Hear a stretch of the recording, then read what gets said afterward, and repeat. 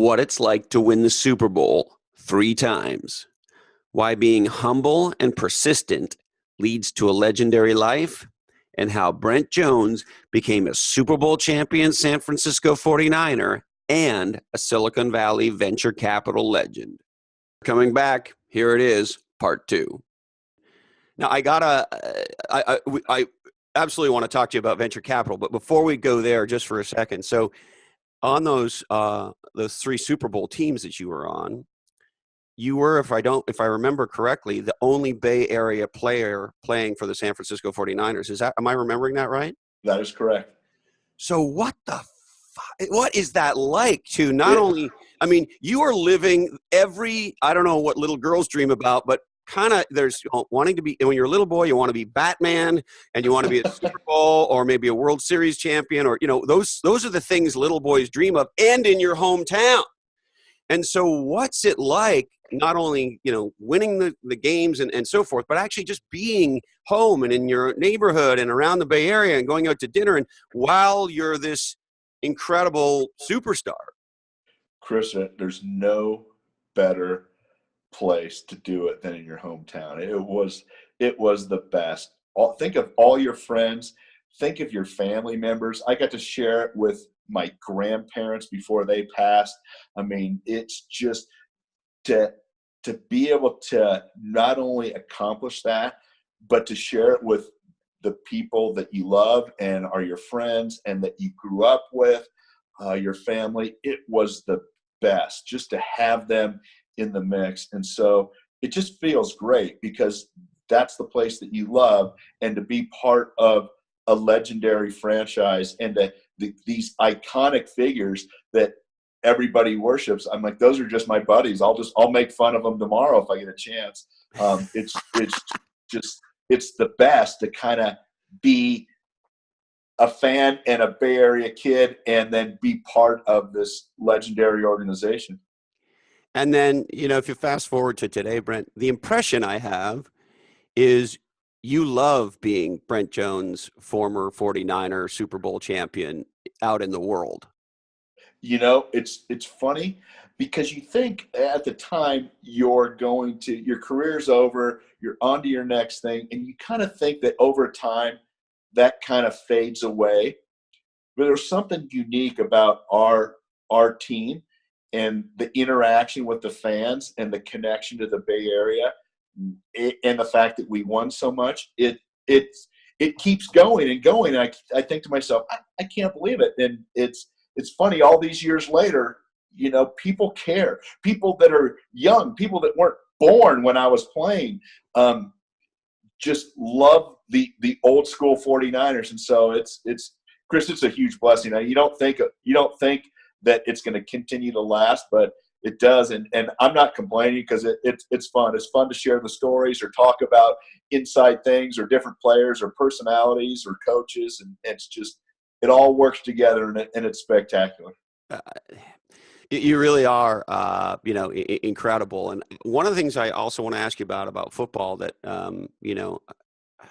I don't know how many people really realize this. You won the Bart Starr Award. Did you not? I did, and I got to say, it was so special with my last year. And they had come up with a Bart Starr Award to honor excellence on the field and in the community, in your home. And not only did I get a call from Bart Starr, who I grew up, that was the very first quarterback I knew. Wow. So yeah, he was a kid. The old day Packers, yeah. And so to be able to talk to him, and of course I thought it was one of my buddies, messing around with me, saying it's Bart Starr. So he called you to tell you he won the award? Yes. Yeah. So it wasn't an NFL suit or something? No, it was Bart himself. I obviously got to meet him at the awards banquet. And then all these years later, about 3 or 4 years after I retired, he asked me to MC the awards every year. So I've got to be Bart Starr was one of my friends, and he's in failing health right now, which is so sad.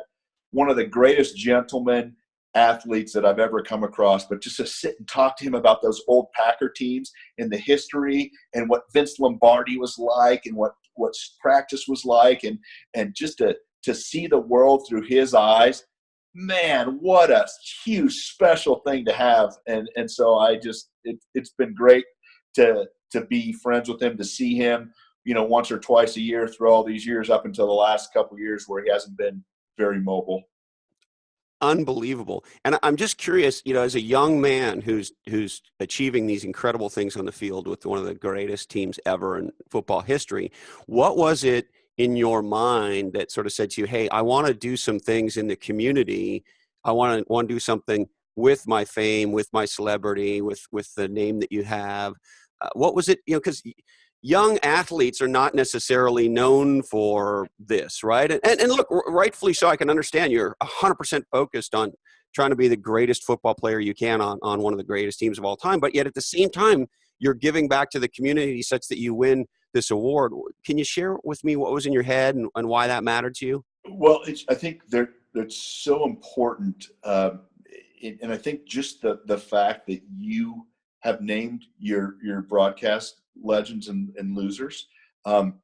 We've all struggled. We've all missed. We've all been, quote, losers before. And you kind of have to dust yourself up and get back up. And there's so many people that maybe never get that chance, that maybe need a hand up, that might need people around to come and share with them, to encourage them, to speak, to give financially, all those different things. And I just think that it was ingrained in me early on that you didn't get here by yourself. And I think to be able to go and give back in such a special place as the Bay Area, and there's so many worthy causes to get involved with, that it was just, I think it was natural. I also think that you saw the model with the guys that I played with Keena Turner, who's not only an unbelievable player, but an unbelievable person, with a Guy McIntyre, with guys that are kind of behind the scenes, Eric Wright, big names in their own right, but they weren't, Jerry Rice or Joe. And to see Ronnie and just go out, and Roger and all the things that those guys do. And as a young 49er, you're like, well, these guys are committed. I've got to follow that same path. And do you think that ethos in football and in sports is there today, or is it more or less, or do you have a sense of the giving back mindset? I think it is there. I don't know if it's as widespread as it needs to be, because I think everybody that's at that level should be given back, because everybody has stood on the shoulders of someone before them. And I think that there's an awful lot of good guys doing a lot of great things behind the scenes that we don't hear about. And of course, in the newspapers, the things that catches people's eyes are the bad stories or the problems. But there's so many quality guys giving back and doing a lot. And I think it started really, generations before, and what a legacy to have. And I think professional sports, it's interesting. I think while people can be outwardly, seemingly arrogant or cocky or what have you, even those guys in their heart of hearts knows that there's been people in their lives that have impacted them, that have given them that opportunity. And so most guys, I think, have this instinct to give back, some more than others. Some might maybe write a check. Some guys are great speaking. Some guys are great, filling the emotional buckets of others out in the community and get out there. I just think that there's different guys with different skills, but the fact that a lot of guys are doing it, I think that's a very positive on a lot of professional athletes. And I think it's amazing the NFL supports and celebrates incredible athletes who give back like yourself, and obviously it continues to do that. It's very, very cool. Now, if we could sort of pivot a little bit, so you end your career, you're a 3-time champion. You also lost Super Bowls. We did. Well, we lost the chance, Chris, to go. Yeah. We lost in the NFC Championship games, and it's funny because you remember the wins, and they're special, and the rings are great. But I can remember the 4 championship games that I lost that I thought I was going to get a ring. So in my 11 years with the Niners, I was in 7 championship games, which is remarkable. You almost felt like you were going to the Super Bowl every year. And to lose those 4 is just the bitter taste of defeat. I'm still bitter. We were going to win 3 Super Bowls in a row, and we had the New York Giants beat at home, and we fumbled, and they went down and kicked a field goal, and we lost. And to this day, I'm bothered by it. It sticks in my mind. If people get me talking about it, I've had a few New York Giants fans taunt me and stuff, and I'll get fired up. I'm still mad about that game. And so what does losing mean to you in the context of winning? I think losing, I think it helps, unbelievably, it helps build not only character, but it builds a mindset. And I think it can be inspirational, and I think you can use it as motivation. And I think that we're never going to win everything. We're going to lose a lot in our lives, no matter what that is. And I think it's how you react to losing, because it's just part of life, right? I mean, we're all going to experience it, thousands and thousands of times. And it's, what do you do with it? If it, little losses, maybe they're not a big deal, but big losses, hey, how are you going to change? What are you going to do to affect a different outcome down the line? Or what are you going to learn? And it doesn't mean you're going to win it the next time, but I think just the fact that it builds some character, some tenacity, some motivation, some desire, some ability to try different things, to go outside your comfort zone, to do things that maybe ordinarily you wouldn't do because, hey, I want to be more well-rounded, or approach things differently, or spend more time doing this. I think that losses shape us, quite honestly, more than winning does. Isn't that so interesting, right? And many folks like you, well, there are not many folks like you, but legendarily accomplished people, when you talk to them, so if you think about Steph Curry right now, by way of example, right? When I hear him being interviewed, and I love him, huge fan. I mean, how can you not be, right? But when you hear people talk with him, the impression I have is, well, he's got this organ next to his spleen that's like makes him legendary at basketball, and I don't have that. And so when he's interviewed about anything, it's like, okay, well, you're Superman. You fart thunderbolts, and so there's a unrelatableness, if that's even a word, about that kind of a dialogue. And the thing that's amazing about you is how human you are, Brent. Well, that's nice of you to say, Chris, but I'm not. I wonder if when I was 28 and at the peak of my game, I'd like to think I was human, but there's always attitude. But I think Steph and the Warriors have such a unique group of guys, because the humility that's displayed off the court is remarkable. It makes them so much stronger as a team. Not only do we have all these superstars, but we have superstar human beings. A lot of teams don't have that. There's a lot of great players that aren't great people, quite honestly. And the Warriors are at a unique point in time where all of these guys are out there doing so many great things, and there's nothing to me more powerful than a humble superstar. That is power right there. Well, and here's the interesting thing about you in that regard. Humble and gratitude, and these are words we hear now, I think, a lot more than maybe we did in the past. Agree. And, it's honor to meet you. And these are words that weren't as prevalent, I don't think, maybe 15 or 20 years ago. However, that said, there's a lot of bullshit humble. You're right. They act humble because somebody says, hey, you got to act humble, but they're putting it on, right? And you could tell they're putting it on. It's inauthenticity speaks so loudly that it doesn't matter what we say. When we're being inauthentic, everybody can see it from a mile away. And so there's a lot in sport, and I think in business too, of inauthentic humble. And so How is it that you're so actually really humble?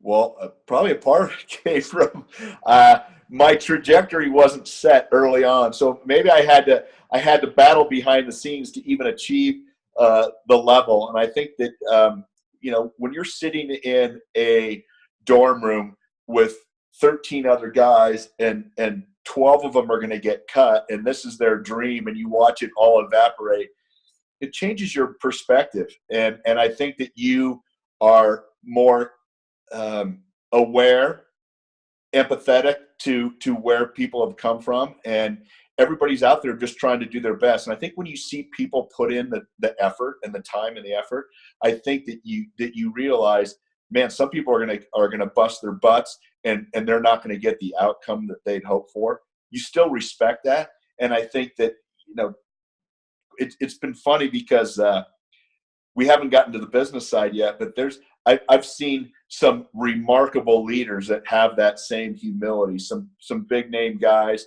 some guys with ridiculously sized bank accounts, success, and what have you. But you would never know it by your everyday interaction with them. And I've seen a bunch of guys that really haven't done crap, that walk around like they think that they're Jerry Rice or the greatest thing in the world. And I don't know why or how I know this. And you've been around long enough to know you can smell the BS a mile away. And it's interesting to see. And there's certainly people in business that I kind of laugh at and go, gosh, if you could only see yourself. But, what are you going to say to people? I mean, at this point in their life, you're one way or the other. Yeah. I'm in a place in my life where I remember I've thought this for a while, where I really don't want to interact with anybody who's not over themselves. Great call. I agree. And it's great to be in that position. But as you know, there's a lot of people that can't get there or that aren't there yet. And they dream of that day. But you kind of have to.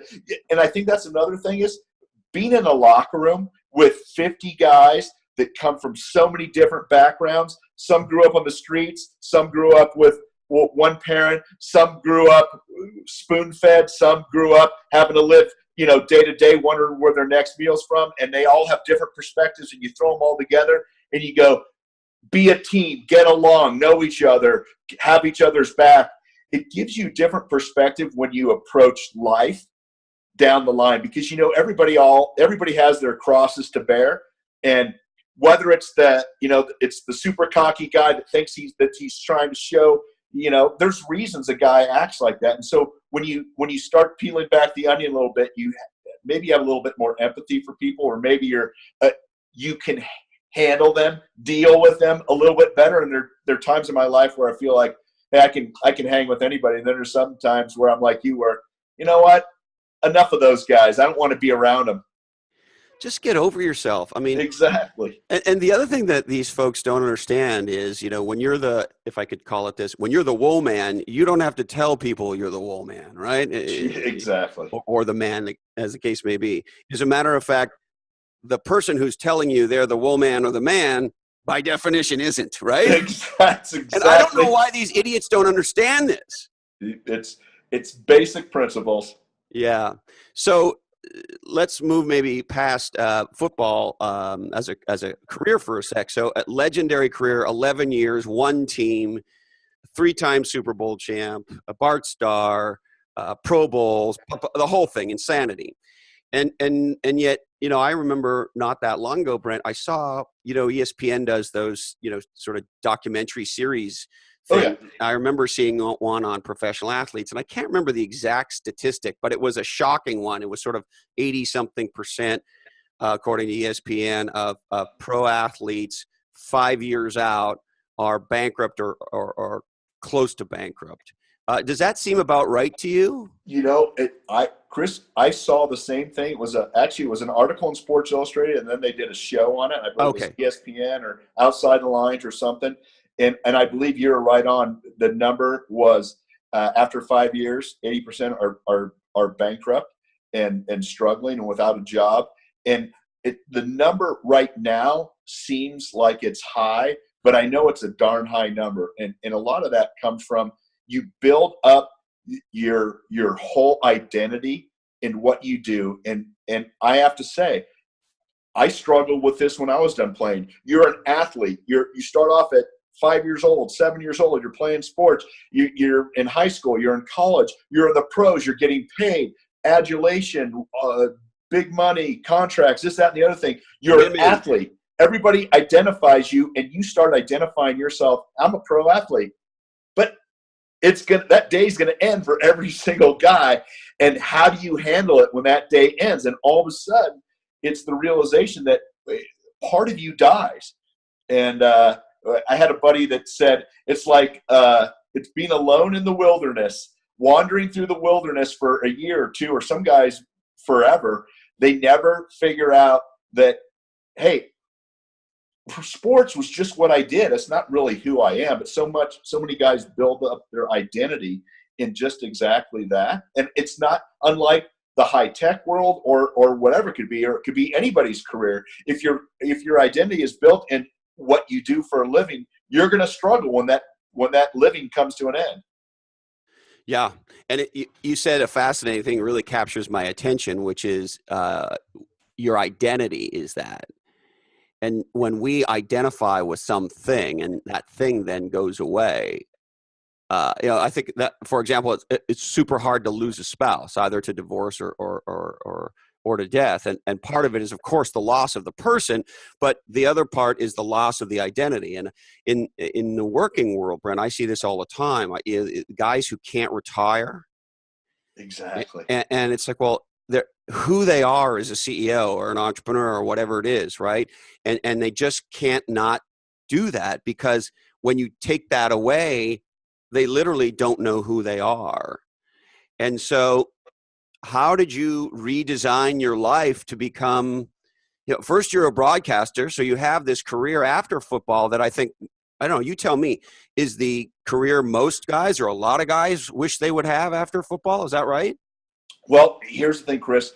I think most guy would tell you that broadcasting is a little unfulfilling because you never win and you never lose.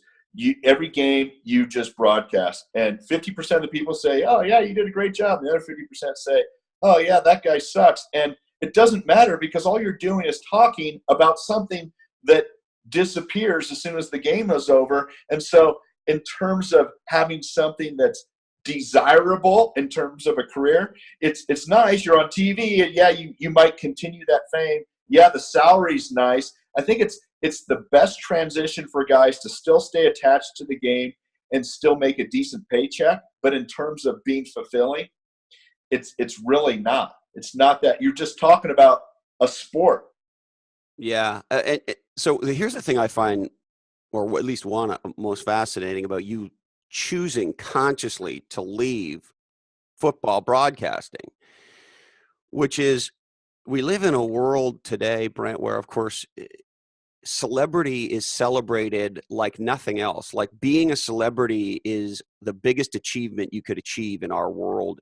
If you didn't know any better, and the emblematic example of that, of course, is Kim Kardashian. And I freaking hate that I live in a country where I can't not know who that is. Yeah. I can't. There's no way I could say, "Hey, keep her the fuck away from." Like, I can't do that, right? And that to me is the emblem of the bad, part of that. And so, in a world that celebrates celebrity and fame for no reason other than the existence of being a celebrity, how is it possible that you're this huge celebrity superstar football player, and now that celebrity continues and gets multiplied and magnified on television pretty much every Sunday, and yet you go, yeah, kind of not fulfilling just talking about football. I want to actually go do something. That how do you come to that? You know what, buddy? I have to say, it felt so good to do that, but I had to go back because I started a business simultaneously with a couple of friends.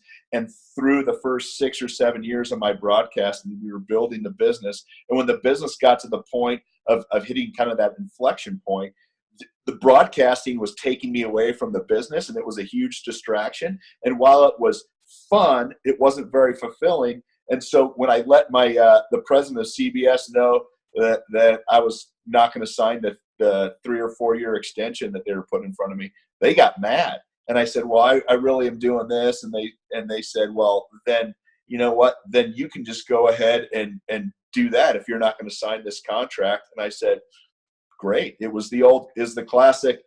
That's fine. I'm going to walk away. But think about how many more Twitter followers you'd have. That was great. So the thing is, I probably retired right when Twitter was starting. It was probably perfect. It was. I just love how you tell me if this is the right way to think about it, Brent. You seem to find a way at all these inflection points in your life to get back to a true north for yourself. Yeah, it's been, you know what, Chris, I've been fortunate. And certainly there's always, there's people in the background that help guide you and what have you. And probably one of the most interesting things, we haven't got there yet, but while I was still playing, I knew, and it's unique for a professional athlete to look 4 or 5 years down the road and go, eventually I'm going to have to retire. And what am I going to do next? And when I turned 30 with the 49ers, I go, okay, now I'm in the borrowed time. And I was fortunate. I played till I was 35, but whether it's injuries, whether it's age, whether it's who knows what it could be, your career's going to end one day. And at the time, I thought to myself, I've got to figure out what I'm going to do next. And so I've always been a huge fan of the markets, of investments, of growing up in the Valley. The Valley was really starting to grow at a significant rate. Yeah, as your career was taking off as a football player, Silicon Valley was beginning to really come of age, if you will. Is that a fair? Exactly. I remember the first Cisco building that was right around the corner from our training facility in Santa Clara, and I'm like, that's an interesting company. And all of a sudden there was 2 or 3 buildings, and all of a sudden there was 10, and all of a sudden, it's a big name, and we're talking about networking and all these things. I mean, that wasn't happening in 1987 when I was first with the 49ers. It was probably behind the scenes and in a different level, but now all of a sudden, this entrepreneurial spirit in the Valley. And I thought, I was an economics major at Santa Clara. I wish the tech existed. I don't know if I would have been great, but at least I would have been engaged. And you're going to laugh, on every road trip that we went on, I was a huge reader of magazines because I didn't want to sit there and, you didn't have laptops, unbelievably, at that point. So I'd buy magazines and get my information. So I'd buy car magazines. I'd buy, whatever it was. There'd be the car magazines. There'd be Money magazine, whatever it was, looking at these investments. And I used to buy 2 tech magazines that have long since departed, Red Herring and Upside. And I read them every issue, cover to cover, myself. Every freaking issue I had to have. I was obsessed. Wow. While you were playing for the Niners. While I was on road trips, and my teammates used to make fun of me, like, what the heck? What the hell are you reading? Like, you don't understand any of that. And I'd say, you're right, but I'm trying to figure stuff out. I can remember the big new technology that was on the cover of one. Hey, CD-ROM is going to change the world, baby. And it did, right? Oh, yeah. And I would just obsess over what companies were doing and who the investors were. And I started trying to, it's not like I was the smartest guy, but I'd read every single issue. And I started coming across, hey, a lot of these names start coming up multiple times with successes. And I honed in on Sequoia Capital. And there was a big spread on Don Valentine in 1994. I still have it. And it talked about Sequoia, talked about Don, the organization he built, their approach to entrepreneurs and technology. And I said to myself, I've got to meet these guys. I've got to figure out a way. And of course, we went through the season, we won the Super Bowl, and I thought, okay, I'm going to use a little bit of the celebrity. I'm going to figure out. I couldn't Google where they were. I had to do all this research, figure it out. They're at 3000 Sand Hill Road. Got lost like 20 times. I couldn't pull up my GPS because that didn't exist. And walked we in. used to have these things called maps, and they took Yes, by exactly. your car, right? When you unpacked them.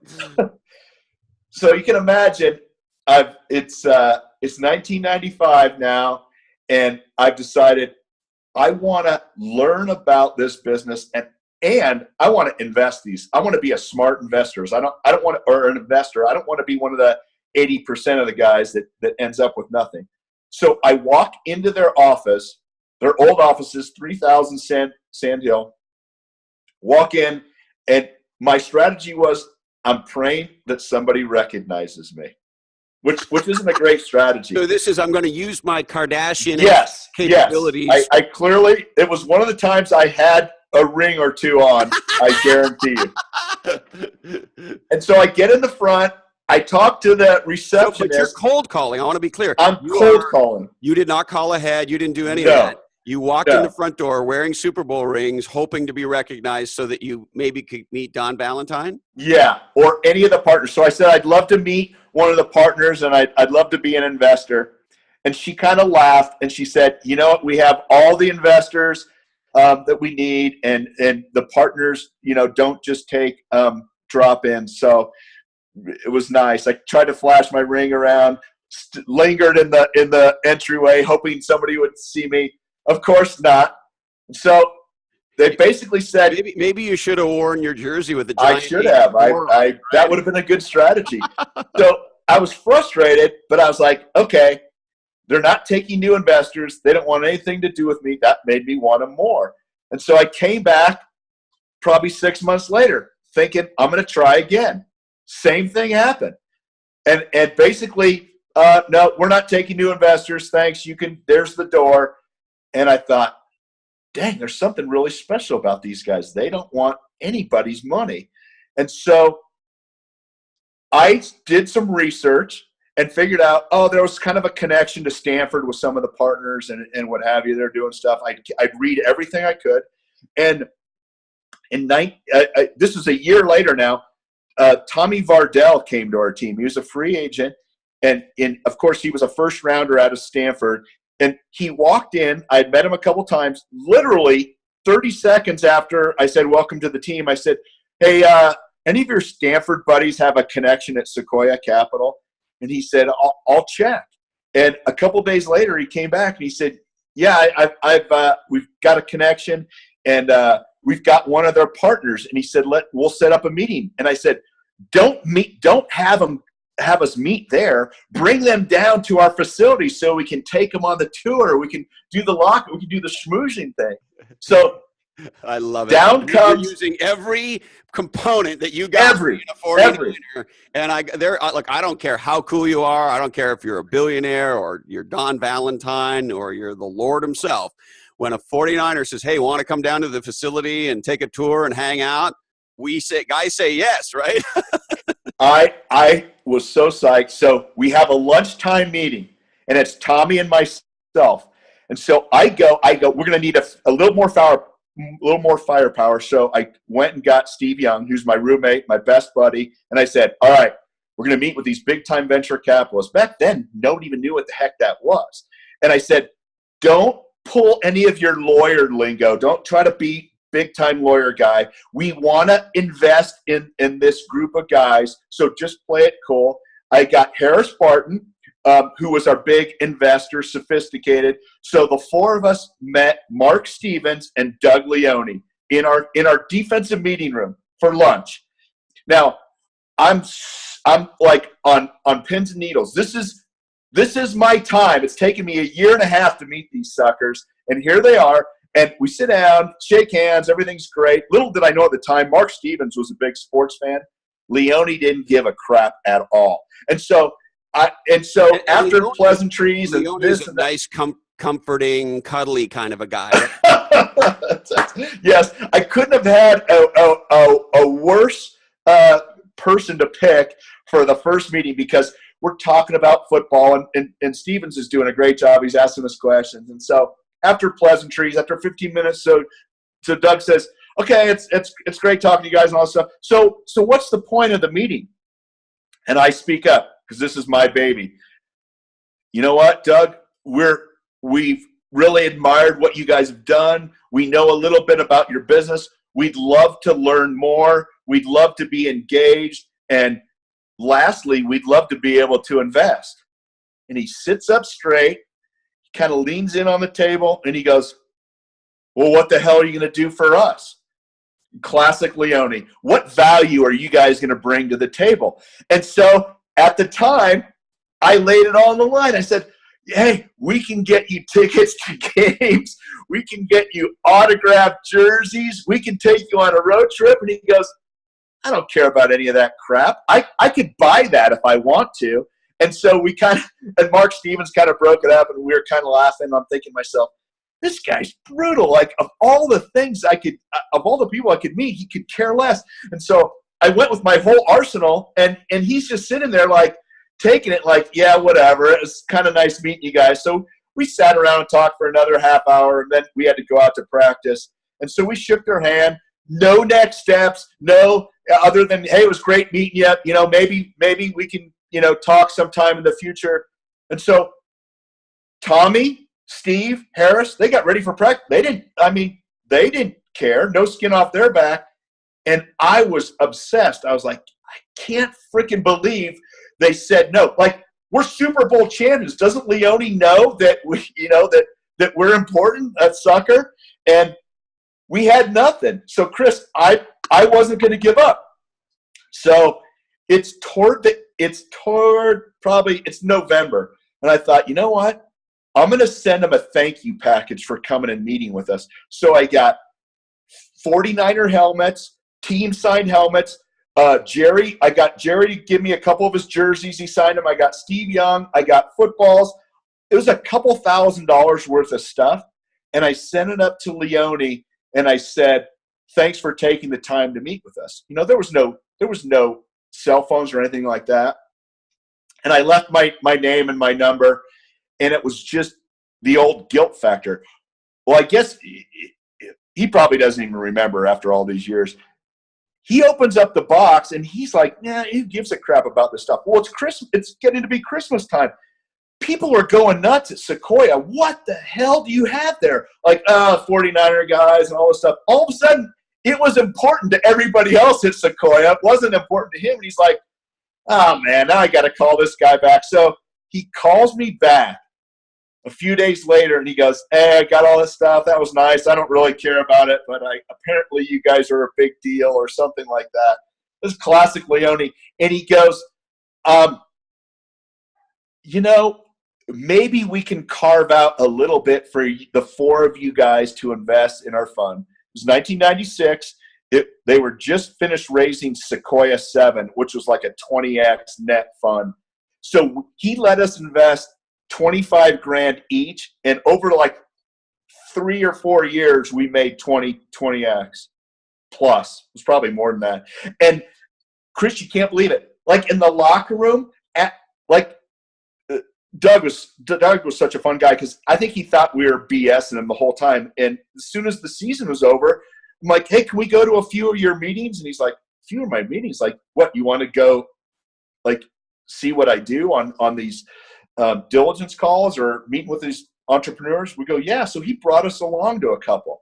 And, we not only were we super humble, we were ridiculously humble, because we didn't know what the hell we were talking about or what was going on. And we'd ask him a bunch of questions, and he was my first technology coach. I mean, you talk about a guy that took us under his wing. He probably didn't even want to, but we just badgered the hell out of him all the time. Then we bring him on games. Then we bring him on road trips. We illegally had him on the sidelines for a Monday night game in Seattle.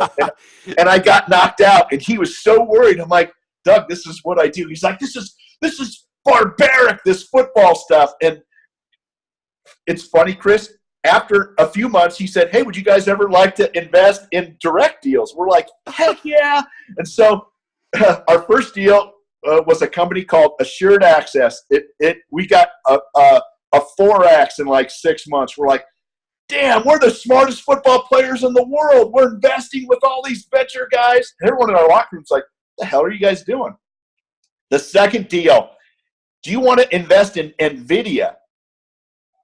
$50 million post round. We're in NVIDIA. We sold at IPO and we made like 6 times our money. We're high five and we're geniuses.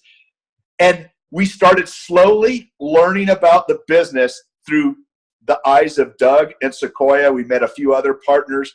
And from 96 to 2000, we kind of cut our teeth there. And then Harris and Ronnie were doing Champion Ventures, and Tommy Vardell and myself said, hey, we're going to do something, but it's not going to involve athletes. Interestingly enough, I had the opportunity to go to a meeting at Kleiner Perkins when Harris and Ronnie were raising money, and one of their partners came out and gave me his card, called my name when I was leaving, and he gave me his card. He said, hey, let's go to lunch sometime. My kids said you spoke at their school and they really liked you. His name was Kevin Compton. It changed the trajectory. Changed the trajectory of my business life. I went to lunch with him a few weeks later, told him that Tommy and I were thinking of starting this business. He said, you're going to do it. I'm going to get you an allocation at Kleiner. Of course, we were all Sequoia heavy at the time. I'm going to introduce you to some people. And he basically and Kleiner was in its heyday at that time. In its heyday. He basically pushed us off the diving board into the startup world. So Tommy Vardell and myself and another football buddy, Mark Harris, who went to Stanford, in March of 2000, went out and started our own business, a venture capital fund of funds. And in 1 year, we went out. Can you believe we raised $100 million? I don't know how the heck we did it. So fast forward. I have a pretty good idea how you did it. Yeah. You did it the way you won championships.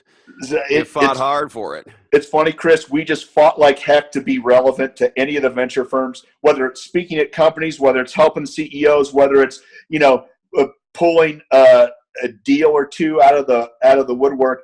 But that time frame was so unique because we didn't have much value to offer, but we had the relationship with Doug and Sequoia, and now Kevin and Kleiner. And I mean, like, these guys in my mind are legendary. I'm going to the Kings, and we went and met with Excel. We met with Jim Breyer, and Jim Breyer was so gracious to us because we weren't going to be able to, bring much to the table. And Jim said, we'd love to have you guys in Excel. We'll get you a big allocation, and hey, I want you to meet some of our partners. I met this young whippersnapper by the name of Jim Gatz, and I remember, like, right off the bat going, that dude could be one of my buddies. I could hang with that guy. That guy could have been in our locker room. He was intense. He was a high school athlete. I'm like, I just really like this guy. And so we had done some deals over the years. So we raised our fund, and there's some people that you hit it off with. You're more close to. Always Doug.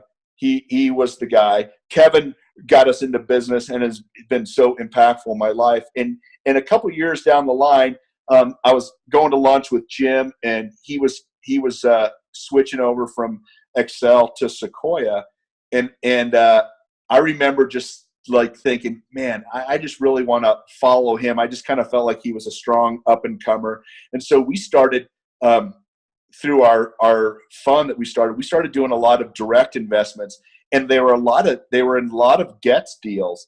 And I remember my partners going, we certainly do a lot of Getz heavy deals, and I know that he's your good buddy, but I don't know if he's proven himself yet. And I just remember I said, this guy's going to be successful. I've seen him in board meetings. I've been around him. I know the way that he approaches things, the way that he motivates people, the way that he's just sharp. He's hard. He can be a hard ass when he wants to be. He can be encouraging. He's unbelievably bright, sophisticated, and there's very few people in Silicon Valley that have high IQ and high EQ. And he just stood out. And so I think back to my time, and you think back to 3 legends in venture capital are my good buddies and mentors, and it's just amazing. And you say, gosh, how can you be humble? How can you do this? I was just a blind squirrel finding a nut, and a couple guys took chances on me and have given me the opportunity to run with it. And and I'm never going to say, Chris, that I'm a venture capitalist. I mean, we ran a fund of funds. We did direct deals. We sold our business a few years ago, but after all these years, we had $5 billion under management and offices all over. And it was unbelievable. Those three guys basically helped build into my life, into Tommy's life, in our business, and change the trajectory where you go through life and you think, gosh, it'd be remarkable to be alongside these guys in an area that has become so significant. And to think that I was actually in there. I might not have been a starter, but I was at least on the team, playing special teams and being able to be in and around. And, that's how we met all these years later. And it's just been a super cool experience, something that I think of that is very similar to, going out and playing with the 49ers. I mean, I went out and I was playing with Sequoia and Kleiner Perkins. Like, I have no business being in the room with these guys. And here they are, teaching me about this and why you look at this and this company and this term sheet and these preferences and this is how you structure this and this is what you want to look for and here's how you build the team and here's how you do this. And it's like all these years later, like you mentioned it earlier, coaches have been a significant part of your life, and you are dead on in football and baseball, but in business, to have those three legendary coaches, come alongside me. It's been a special ride. And what an amazing! Thank you for sharing all of that. First of all, yeah, I don't say that very much, and you're a sharp guy. I don't really go out and tell people, hey, this is how it happened, and this is what went on, and this is behind it. It's a lot of inside baseball, but those guys have made and continue to make such an impact in my life. I just thought when you said coaches have been a big part of your life, it's like, man, you're dead on. Well, and it's interesting. I think it's easy for all of us to forget we don't really make ourselves successful. Other people do. It's really, really important to, right? Somebody has to believe in us. Even if you're doing all the hard work. I mean, of course you did incredible work to make yourself the athlete that you became. But people do always have to believe in us. People, those coaches that take a chance on you and say, hey, I don't like the fact that your scholarship just went away. Or like other people, we can do all the work, but if other people don't play or show up, we're kind of sitting there by ourselves. Somebody has to take a chance on us when there's sometimes no reason to, right? And exactly right. And I love how you recognize that. But I also want to underscore something. It's very clear in our dialogue that you're also making that shit happen. I mean, you took 1.5 years to get Doug Leone to take you seriously, right? You made that shit happen. And so there's this interesting dichotomy of, yes, hard work, yes, apply ourselves, yes, train ourselves, of course. And someone else has to make us successful. And you also have an interesting way of helping other people make you successful, if I can put it that way. Oh man, it's been so great. Just it's funny because relationships matter so much, and whether they were in the locker room or out in the business world, like it's not just people you do business with. It's like I love being around these guys. I love their families, their kids. I love understanding what they're thinking, why they do certain things, and what drives them. It's a little bit of iron sharpens iron, but I'm so fortunate because there's so many people I know that would love that opportunity to sit down with those guys. I was smart enough very early on to figure out leverage, and the 49er brand at least got my foot in the door, barely. I mean, Leone is the toughest sucker in the world, and he actually is soft and cuddly behind the scenes, but not in any meeting scenario. And I owe him so much. And Kevin take a chance on us. And I don't know, I could have sat around and talked about going into business forever, but for him to actually say, you're in business, I'm setting up meetings for you, and here's all these emails, and you got an allocation here, and this is how you should approach this, and this is how you should do that. Like, I was just a guy that he met, and he said, hey, I'm gonna help this young guy. And I mean, it changed everything. And to come alongside Jim and know him at Excel and just be buddies with him. And then all of a sudden he's at Sequoia and I'm like, hey, what are you thinking about this? And then he's a big workout guy. We started working out together. I love seeing how he views the world and what's interesting and why he does certain things. And just to get in the mindset of these guys, it's just so interesting to me. And I guess I love that entrepreneurial mindset, and I love having the opportunity to surround myself with legends in their specific sectors. And Chris, more than anything, I lucked into it. I was reading the crappy Upside and Red Herring magazines till the cows came home. And how about all these years later that actually it made it into something? Not only that, think of that first meeting. So Tommy Mardell was my business partner.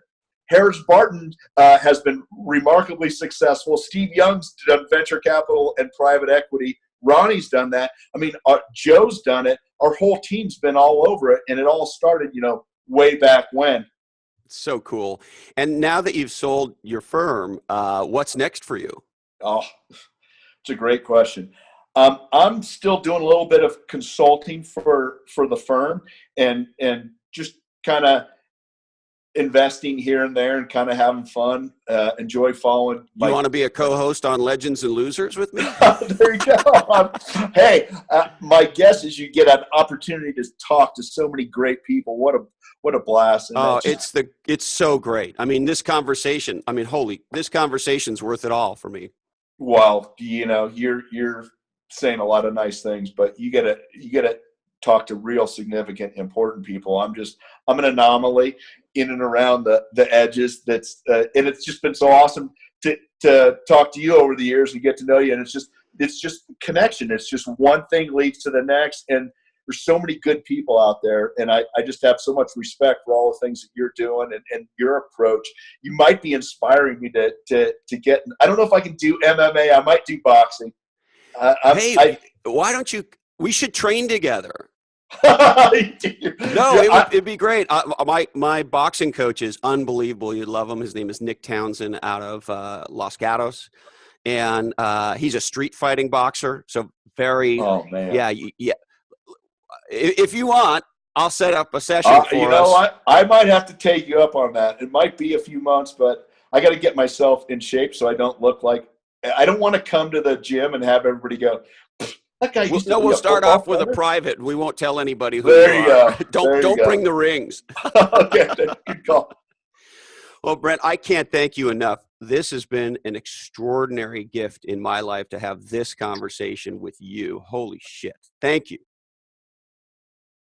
Oh, Chris, thanks, man. I appreciate you having me on and asking just awesome questions. You just you got me thinking, and it's nice to be a little retrospective every now and then, and just to think about what brought you to the point of where we are today. Well, your life is such an inspiration. I mean, to be such an elite athlete and champion, and then to convert that into an extraordinary career in venture capital, and to be where you are now, selling your venture capital firm, and you're still a very young man. Thank you. I don't feel that young, but I'm trying to get in enough shape where I at least look young. Yeah, and really, you are an absolute icon in the football world. Of course, I'm not telling you anything you don't know. You are an American treasure, and in the Bay Area, you are as beloved as. I mean, I don't know what to compare you to. And so you're just a very, very special human being, an incredible American, somebody who gives back. And it is so great to know you, Brent. And I can't thank you enough for having this dialogue with me today. Chris, you're a champion. Thank you for all the kind words. It's been a blast. Continue to be legendary, my friend. And I hope to see you soon where you get a chance to punch me in the face. Oh, that would be awesome. After I slip a punch first. Right here, baby. Right here. Brent, thank you so much. Have a legendary day. My best to your lovely wife. And mine to yours. All right. We'll see you, buddy. Bye-bye. Whew. Brent Jones. Brent frickin' Jones on Legends and Losers. All right. If you like this episode, you will love episode 47. LeBron James, Serena Williams, and Cristiano Ronaldo have nothing on blind extreme athlete Eric Weinmeier. Eric is he's a blowaway guy. What he's achieved is amazing, and he actually has a lot in common with Brent, I think. Want to share with you the big One Life Fully Lived event is taking place in Sacramento, California, October 21st and 22nd. One Life Fully Lived is the nonprofit organization that I've been lucky enough to be involved with since even before its founding.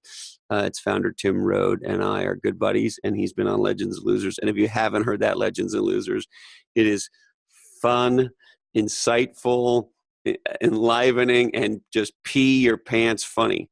Anyway, come join us in Sacramento to dream, plan, and live your best life. And for more information, you can go to onelifefullylived.org. Also, want to let you know I'm on the road. I'm going to tune up the Les Pauls and get the Marshall amps going and go on the road with my friends at NetSuite.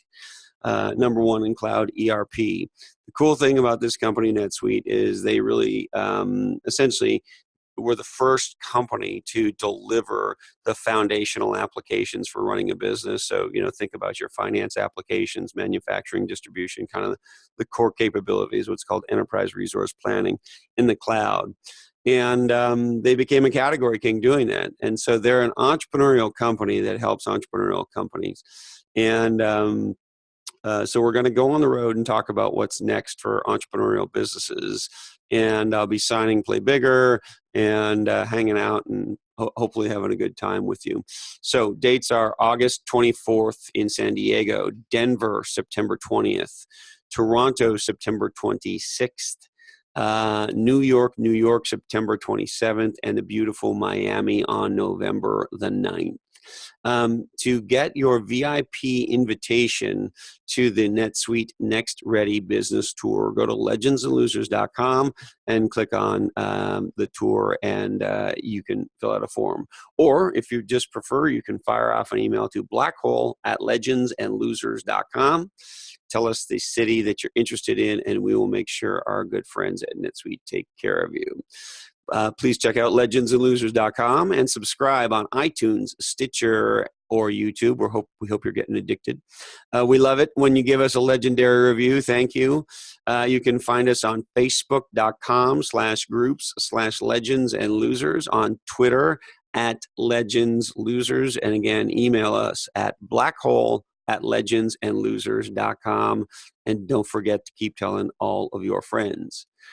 We would like to thank the 5-time Super Bowl champion San Francisco 49ers. Check them out at 49ers.com. Equity Directory, connecting startups to the talent and resources they need to build a legendary business. HarperCollins Instant Classic. Play Bigger, how pirates, dreamers, and innovators create and dominate markets. NetSuite, #1 in cloud ERP. Come out and see us on tour. OneLifeFullyLived.org, the nonprofit helping you dream, plan, and live your best life. Snap Sports, how the action sports world makes photo revenue at Snap Sports with a Z or a Z, depending on your persuasion.com. BellDestinationEvents.com. If you're getting married in Hawaii, make it legendary. Make it a Bell Destination event. Our good friends at Verve, the official coffee of Legends and Losers. Verve, California artisan coffee in Santa Cruz, San Francisco, Los Angeles, West Hollywood, and Tokyo. The Creative Warriors podcast with our friend Jeffrey Shaw. Flourishing Leadership Institute at leadtoflourish.com. Tahoe Truckee Homes. We make Tahoe dreams come true at TahoeTruckeeHomes.com. And one of the best podcasts in the world, Achieve Your Goals, with our friend Hal Elrod and John Berghoff. Today's information is provided to you solely for informational purposes. This oddcast is the sole property of the Legends and Losers Oddcast Network, and we'd love it if you shared the shit out of it. All rights are disturbed. Legends and Losers is never tested on animals. teach entrepreneurship. There's no such thing as a participation award. Support your local Super Bowl champion. Do not eat foods with ingredients you can't pronounce. Tell 2 people you love about 2 podcasts you love. And hey, don't be lame. Get out of the passing lane. Thank you, Candy Dandy. We love you. Lister, yeah. Listen to Chester Bennington, R.I.P. Don't forget that Tom Waits was right. And hey, Colin, this oddcast really ties the room together, doesn't it? Our apologies go to Oscar Munoz, the Chief Executive Officer of United Airlines. Sorry, Oscar, we just ran out of time for you. That's it. Be legendary, and we hope to see you soon on another episode of Legends and Losers.